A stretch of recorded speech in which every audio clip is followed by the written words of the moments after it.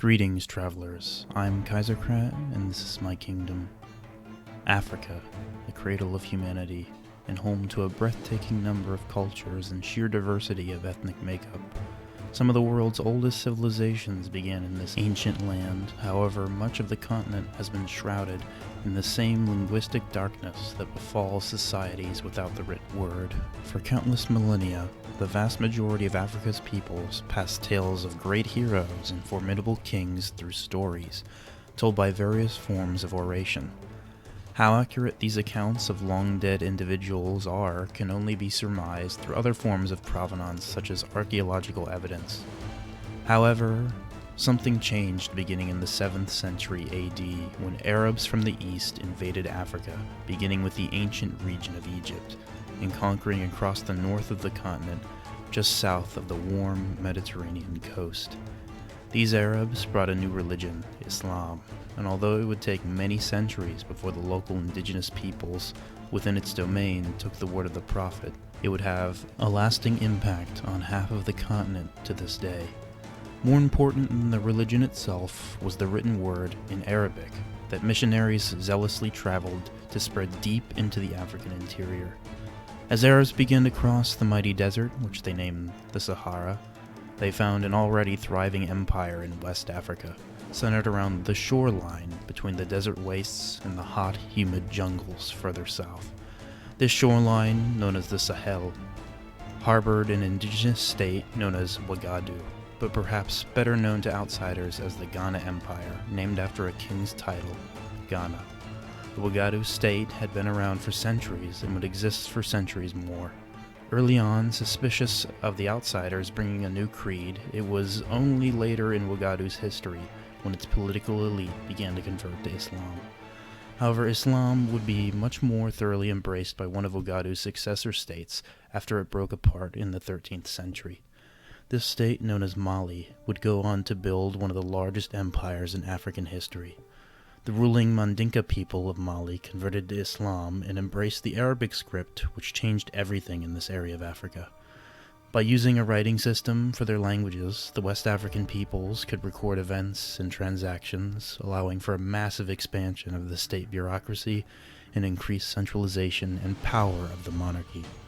The written word, using Arabic as a base script, combined with the introduction of camels from the Arabian Peninsula, allowed for an unprecedented expansion of trade and commerce between resource-rich West Africa and the trade routes and manufactured goods of North Africa.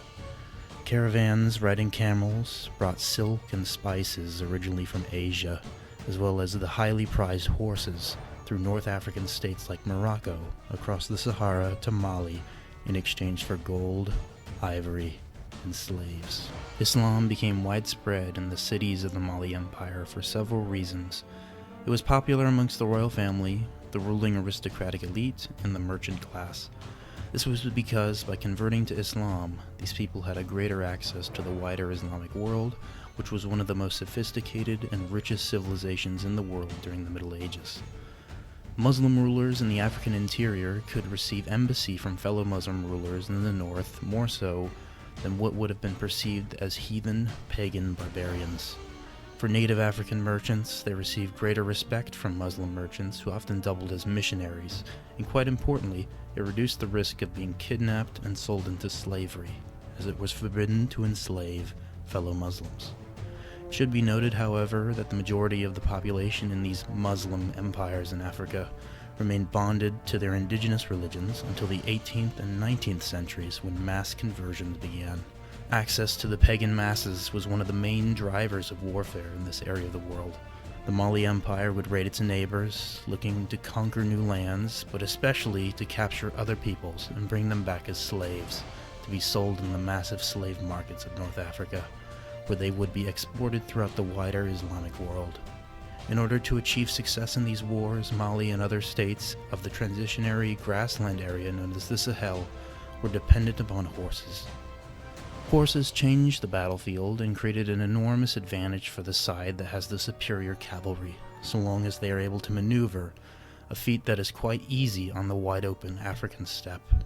However, horses and other livestock are difficult to raise in this area of the world due to the prevalence of the tsetse fly. which delivers a lethal sleeping sickness to its victims. As a result, Mali and other states were forced to constantly import horses from the north, and the Arabian horses were the most prized.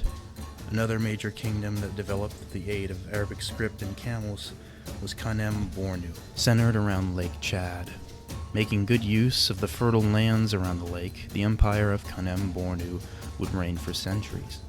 Eventually, its political elite adopted Islam, which allowed for a greater centralization and force projection. Tribes surrounding them feared their cavalry-based armies. Eventually, after a golden age that peaked in the 14th century, Mali weakened to a rump state, and that was superseded by more powerful successors, namely the Songhai Empire. Mali and Songhai had to deal with frequent raids by the Mosi kingdoms to the south of the Niger Bend, using their effective cavalry to raid the golden riches of those empires for loot and slaves. The Mosi had a complicated relationship with Islam, with some factions embracing it and others remaining hesitant or mixing some of its tenets with more local beliefs.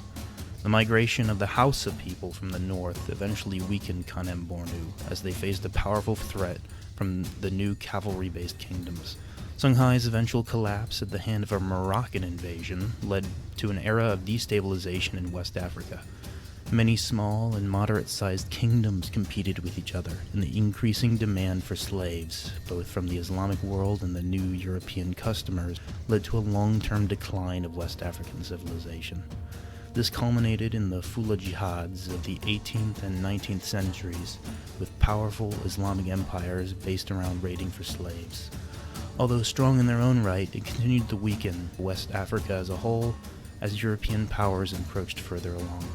Meanwhile, in East Africa, Islam also had a major impact.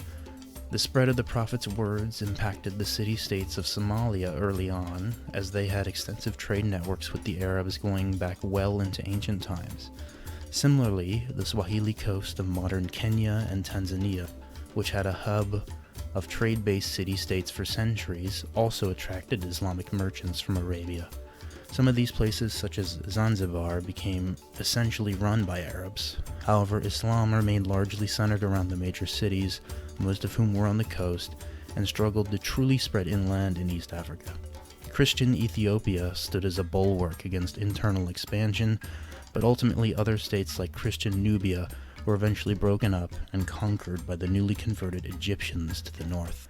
Trade networks had existed in East Africa long before the first Muslims set foot on African soil, so the impact of Arabic on internal developments wasn't as great as in West Africa. Regional kingdoms existed long before and long after. That and the intensive jungle and mountainous terrain made it extremely difficult to use cavalry in East Africa, so the impact of Islamic-based trade for horses, which would have expanded the scope of warfare in the region, never happened. Frequent wars, nevertheless, did happen, often including the capture of slaves to be sold in the prolific slave markets of the Swahili coast and Somalia. But these wars were fought mainly using traditional infantry armies. Islam never had a large impact in southern Africa.